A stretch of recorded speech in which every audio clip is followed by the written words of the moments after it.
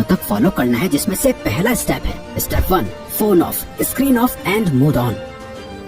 ये एक काम कर लो तो आने वाले बाकी 4 काम अपने आप आसान हो जाएंगे। सुबह उठते ही सबसे पहली चीज जो आपके हाथों में होती है वो है आपका फोन। रात को सोने से पहले सबसे आखिरी चीज जो आपके हाथों में होती है आपका फोन। आपको शायद अभी अंदाजा नहीं है, पर आपका ये फोन आपकी जिंदगी की सबसे बड़ी रुकावट बना हुआ है। यकीन नहीं हो रहा तो जरा अपने फोन की सेटिंग्स में अपना एवरेज स्क्रीन टाइम चेक करो, यानी हर दिन आप लगभग कितना टाइम अपने फोन पे बिताते हो। अगर ये 2-3 घंटे से ज्यादा है तो आप बहुत बड़ी मुसीबत में हो। आधा दिन सिर्फ एक स्क्रीन को घूरते हुए बिता देना, यही मेन रीजन है कि आप 15 मिनट से ज्यादा किसी भी चीज पे फोकस नहीं कर पाते। यही वजह है कि ये वीडियो अभी शुरू ही हुई है, लेकिन आपका इसे अभी बंद करने का मन करने लगा होगा या दूसरी वीडियो देखने का आप सोच रहे होंगे। आपकी नींद की क्वालिटी खराब होती जा रही है, सर दर्द, गर्दन में दर्द और हर टाइम लो एनर्जी और लेजी फील करना, इन सब चीजों की जड़ है ये स्क्रीन, आपका फोन। वो टाइम गया जब हम कह सकते थे कि फोन हमारी लाइफ को बेहतर बनाने के लिए है, अब नहीं है। ये आपकी लाइफ की क्वालिटी को बद से बदतर बनाता जा रहा है। जिस इंसान ने आज के वक्त में अपना फोन छोड़ दिया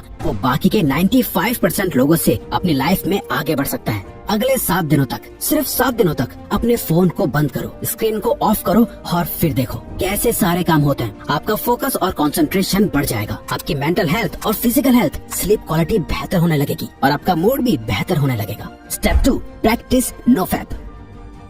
नो फैप एक मिथ है, क्या ये सच में काम करता है? मैस्टरबेशन करना हेल्दी है या नहीं? बहुत से सवाल है, जवाब बस एक, इतना मत सोचो वरना सोचते ही रह जाओगे और कुछ कर नहीं पाओगे। नो फैप करने से बेनिफिट होते हैं या नहीं, इसे जानने का सबसे बेस्ट तरीका है खुद इसे प्रैक्टिस करके देखना। इसलिए हम भी आपको कुछ नहीं बता रहे, क्योंकि हम चाहते हैं कि आप खुद इसे प्रैक्टिस करो। इसे करने का पर्पस सिर्फ ये है ताकि आप सेल्फ कंट्रोल मास्टर कर सको। कहा था ना, आप कंट्रोल खो चुके हो। इंस्टाग्राम पर एक हॉट मॉडल देख ली, दोस्त की भेजी हुई वो रील देख ली, या फिर सिर्फ किसी की खूबसूरती अच्छी लग गई, फिर चाहे दिन हो या रात, ना टाइम देखा जाता है ना माहौल, बस अपना फोन हाथ में लिए चल देते हैं बाथरूम में।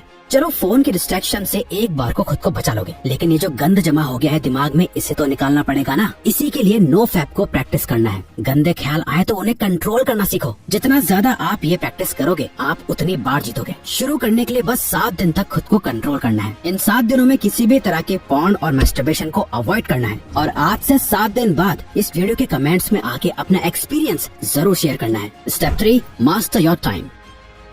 जब भी आपको ये ख्याल आता है कि यार मेरा तो टाइम ही खराब चल रहा है, दरअसल आपका टाइम खराब नहीं चल रहा है, बल्कि आप अपने टाइम को खराब चला रहे होते हो, क्योंकि टाइम सबके लिए सेम ही रहता है। किसी के लिए सही या गलत नहीं होता, बल्कि लोग सही या गलत होते हैं, टाइम नहीं। आप सही टाइम पे अपना काम खत्म नहीं कर पा रहे हो। प्रोक्रेस्टिनेशन की ऐसी लत लग गई है कि चाहे कुछ भी कर लो, कितनी वीडियोस देख लो, बुक्स पढ़ लो, सारी दुनिया जहान की टिप्स एंड ट्रिक्स लगा लो, कुछ ना कुछ छूट ही जाता है, जिसका बाद में बहुत पछतावा होता है। स्टूडेंट अपने टाइम को मैनेज ना कर पाए तो वो फेल हो जाता है। एक जॉब करने वाला अपने टाइम को मैनेज ना कर पाए तो उसे नौकरी से निकाल दिया जाएगा। एक हस्बैंड अपने बीवी बच्चों को टाइम ना दे तो उसकी कोई इज्जत नहीं करेगा। अगर अपनी हेल्थ को टाइम नहीं दिया तो बीमारियां भी बहुत जल्दी पकड़ लेंगी। अगर आप कभी ध्यान से सोचो तो आपकी लाइफ क्या है? चॉइसेस है जो आप हर टाइम लेते रहते हो। लाइफ आपको कितने मौके देती है? हर दिन, हर घंटा, हर मिनट आपके पास चॉइस है कि आप क्या करते हो। वो करते हो जो आपके लिए करना जरूरी और सही है, या वो करते हो जो आप करना चाहते हो और जिससे बस थोड़ी देर की खुशी मिलती है। दोनों में बहुत फर्क है। एक आपकी जिंदगी बनाता है, दूसरा बिगाड़ता है।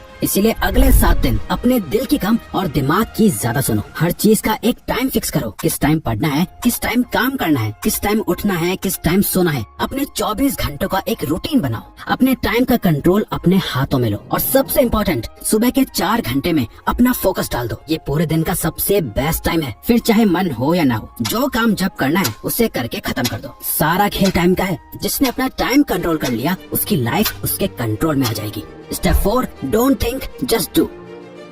अधिकतर लोगों में एक बहुत खराब आदत होती है, वो सोचते बहुत कुछ है लेकिन करते कुछ नहीं, और ये एक चीज हमें एक अच्छी लाइफ जीने से रोक रही होती है, ओवर थिंकिंग। जरा इमेजिन करो, आपको एक पानी से भरा हुआ गिलास दिया गया है। आपको उस गिलास को अपने एक हाथ को ऊपर करके पकड़ के रखना है। अब अगर आप इस गिलास को 1 मिनट तक पकड़े रखोगे तो कुछ पता नहीं चलेगा, पर अगर आप इस गिलास को 1 घंटे तक अपने हाथ में यूं ही पकड़े रहोगे तो ये गिलास इतना ज्यादा भारी लगेगा कि आपका हाथ दुखने लगेगा। और अगर आप इसे पूरे दिन पकड़े रहोगे तो ये गिलास आपके लिए इस दुनिया की सबसे भारी चीज हो जाएगी। पानी के ग्लास का वजन कभी चेंज नहीं हुआ, पर आपने इसे जितनी देर तक पकड़े रखा ये उतना ही भारी होता चला गया। ओवर थिंकिंग इसी पानी के ग्लास की तरह काम करती है। अगर आप नॉर्मली किसी चीज के बारे में सोचो तो इतना फर्क नहीं पड़ेगा, पर अगर आप ज्यादा सोचने लगो तो ये आपको परेशान करने लगेगी। वहीं अगर आप एक ही चीज के बारे में पूरा दिन सोचोगे तो आपके हाथ की तरह आपका ब्रेन दर्द और थका हुआ फील करने लगेगा, जहाँ आप में कुछ भी करने की एनर्जी नहीं होगी। आपके मोटिवेशन लेवल गिर जाएंगे, आप एंग्शियस और डिप्रेस्ड फील करने लगोगे। ओवर थिंकिंग चेंज के ऑपोजिट काम करती है। अगर आप खुद को बदलना चाहते हो तो इस आदत को खत्म करना पड़ेगा। इस चैलेंज के 7 दिनों में एक सिंपल ये ट्रिक अप्लाई करो। जब भी आप खुद को ओवर थिंकिंग करते हुए पाओ तो 5 सेकंड के लिए अपने दिमाग को वहीं रोक के अपने दिमाग में 5, 4, 3, 2, 1 काउंट करो और खुद को कहो डोंट थिंक जस्ट डू। अपनी ओवर थिंकिंग को रोक दो, जिसे मेल रॉबिन्स का 5 सेकंड रूल कहा जाता है, और बस जो काम कर रहे थे उस पे वापस लग जाओ। अब जितना ज्यादा अपने काम में बिजी रहोगे आपकी ओवर थिंकिंग अपने आप कम होती जाएगी। वो कहते हैं ना, खाली दिमाग शैतान का घर। इसीलिए अपने आप को बिजी रखो, खुद को कुछ सोचने का मौका ही मत दो, क्योंकि जितना सोचना था सोच लिया। सोचने से कुछ नहीं बदल रहा है, अब बारी है एक्शन लेने की। Step 5, become thoughtless.